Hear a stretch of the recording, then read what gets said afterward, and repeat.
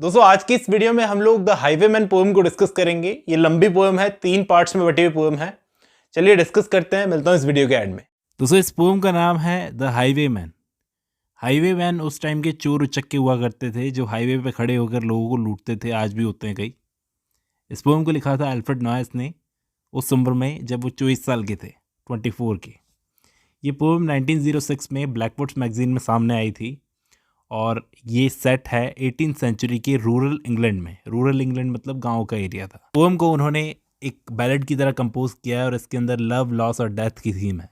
पहले आप ये समझो कि ये एक गॉथिक पोएम है दोस्तों, यानी थोड़ी भूतिया टाइप की कहानी बयां करती है। एक हाईवेमैन का लव अफेयर था अपने लैंडलॉर्ड की बेटी बेस के साथ में। दोनों का प्यार बड़ा पैशनेट था। क्या होता है इस पोएम में आगे देखेंगे। इस पोएम को 3 पार्ट्स में बांटा गया है। पहले पार्ट में 6 स्टेंजा है, दूसरे में 9 और तीसरे में 2 स्टेंजा है। The wind was a torrent of darkness among the gusty trees. मैं पोएम पढ़ रहा हूँ। हवा इतनी जोर की चल रही थी, पेड़ों में पानी की तरह बह रही थी। एंड द मून, और चांद किसी भूतिया जहाज की तरह बादलों के समंदर के ऊपर से जा रहा था। The moon was a ghostly galleon tossed upon cloudy seas. यहाँ पर गैलियन का मतलब है जहाज जो सेल करता है ना। पुराने टाइम पर स्पेन के लोग बोलते थे गैलियन, सेल करने वाले जहाज को। तो क्लाउड की सीज के ऊपर से इस तरह से जा रहा था। इतना गजब का सीन डिस्क्राइब किया है यहाँ पर टॉरेंट का मतलब होता है फ्लो ऑफ वाटर। रोड से हाईवेमैन जा रहा है, वो रोड किसी रिबन की तरह चमकती है इन द मूनलाइट। उसी सड़क के किनारे एक पुरानी सी ओल्ड सी इन थी, वहां आकर वो रुक जाता है हाईवेमैन।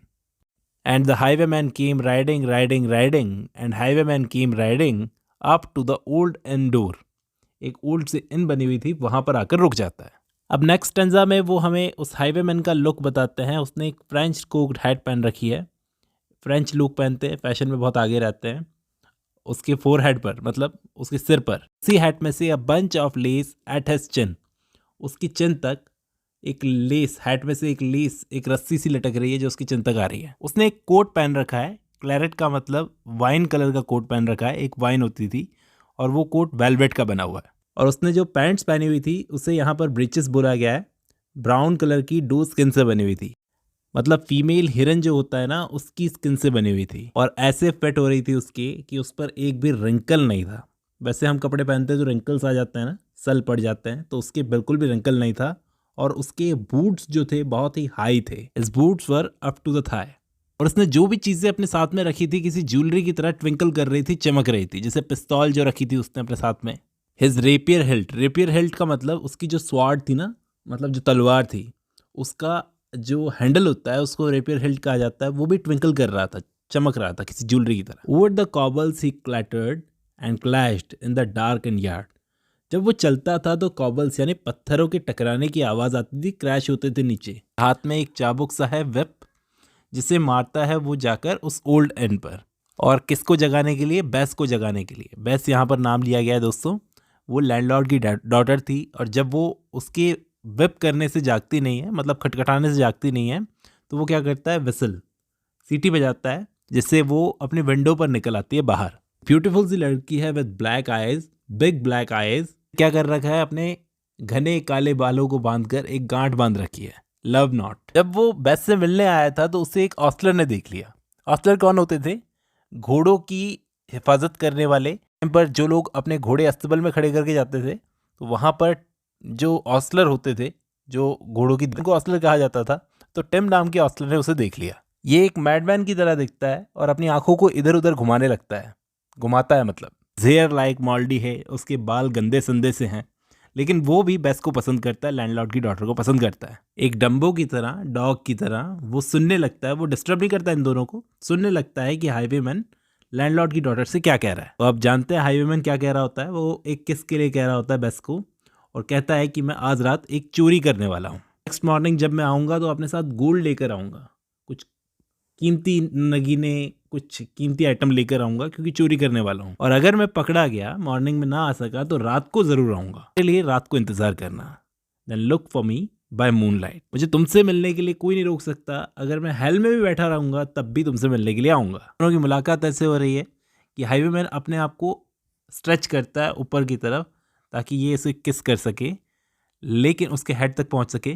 लेकिन नहीं पहुंच पाता तो वो क्या करती है, अपने बाल खोल देती है और उसके बाल आकर उसकी छाती तक गिरते हैं हाईवेमैन की। उसके बालों से ऐसी खुशबू आ रही थी जैसे खुशबू का कास्केट, परफ्यूम का कास्केट खुल गया हो। कास्केट मतलब फॉल होता है, ब्लैक कास्केट बोला यहाँ पर, ब्लैक कास्केट ऑफ परफ्यूम। तो वो उसके बालों पर किस करता है और वेस्ट की तरफ निकल पड़ता है अपनी चोरी के लिए। ये पोएम का फर्स्ट पार्ट था। अब सेकंड पार्ट पढ़ते हैं। वेस्ट जो है हाईवेमैन का इंतजार कर रही है। सुबह हो गई है लेकिन वो लौट कर नहीं आया।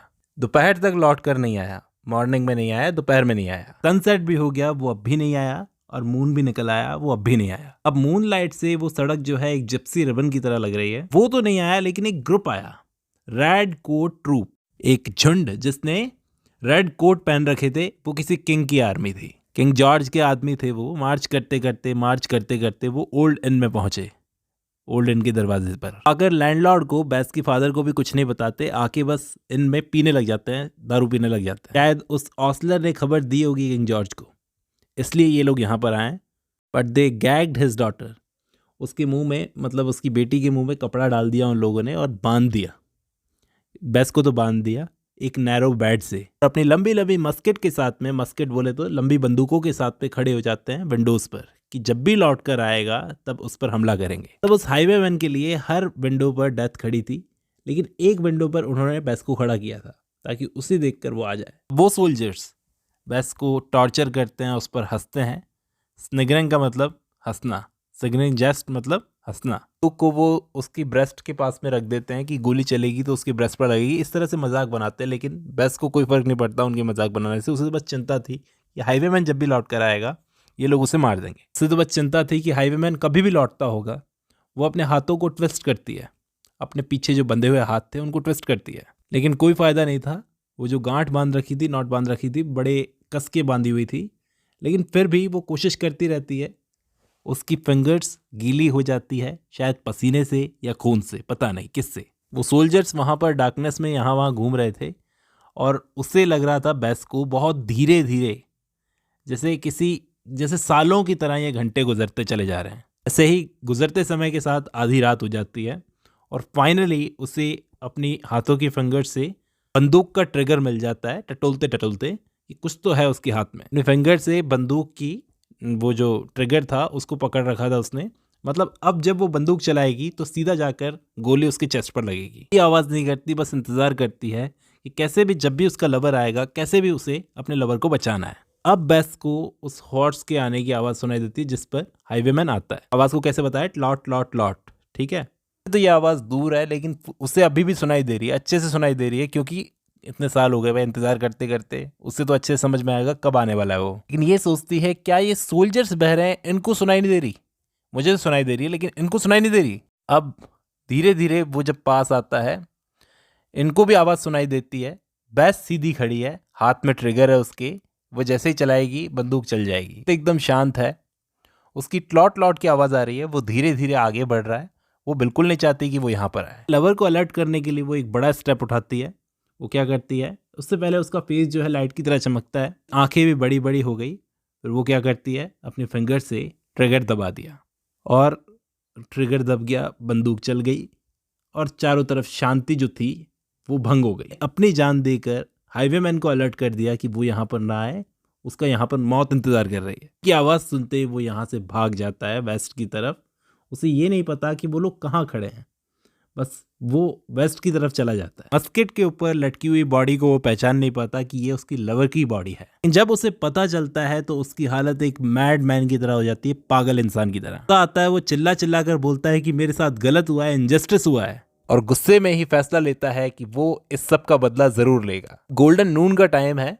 उसका वेलवेट कोट किसी ब्लड रेड कोट की तरह लगता है, बिल्कुल लाल। तलवार लेकर जा ही रहा होता है कि रास्ते में उस हाईवेमैन को वो सोल्जर्स मार डालते हैं और उसे ऐसे मारा, ऐसे पटका जैसे मरे हुए कुत्ते की तरह उसको पटक दिया हो हाईवे पर। कि हैट की जो लेस है वो अभी भी उसके गले पर थी। यहीं पर इस पोम का सेकंड पार्ट भी खत्म होता है। थर्ड पार्ट की तरफ बढ़ते हैं। वो लोग तो नहीं रहे, लेकिन आज भी ऐसा कहा जाता है कि विंटर नाइट में जोरों की हवा चलती है। आसमान में चांद किसी शिप की तरह बादलों के समंदर के ऊपर से जाता है। पर्पल मोर से निकली हुई वो मून लाइट किसी रोड पर, रोड जब रिबन की तरह चमकती है।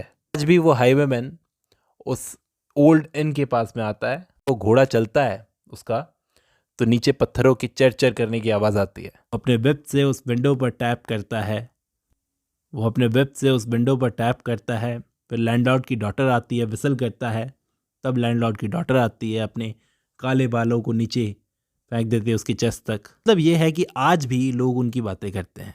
तो ये एक बैलेड थी दोस्तों, गॉथिक स्टाइल में लिखी हुई है, भूतिया स्टाइल में लिखी हुई है। उम्मीद करता हूँ ये पोएम की समरी आपको समझ में आई होगी। चलिए आज के लिए बस इतना ही।